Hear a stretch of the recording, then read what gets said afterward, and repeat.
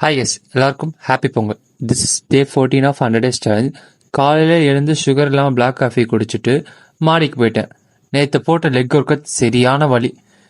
எனக்கு இன்னைக்கு போடுற ஒர்க் அவுட் நாளைக்கு அந்த வலி இருந்தால் தான் நான் ஒழுங்காக போடுற மாதிரி ஃபீல் இருக்கும். உங்களுக்கும் அப்படி இருக்குமோ?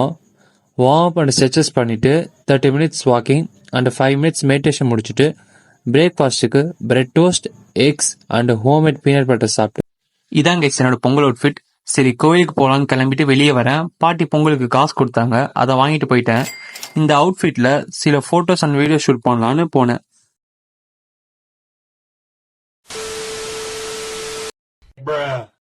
லஞ்சுக்கு ரைஸ், வெஜ்ஜீஸ் அண்ட் பொங்கல் ஸ்பெஷலா சக்கரை பொங்கல்.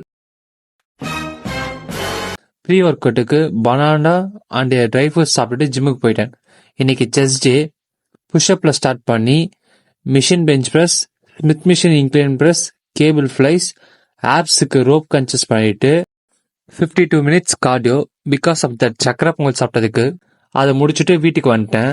டின்னருக்கு தோசை, எக்ஸ் அண்ட் கிரேவி சாப்பிட்டு தூங்க போயிட்டேன். Bye guys.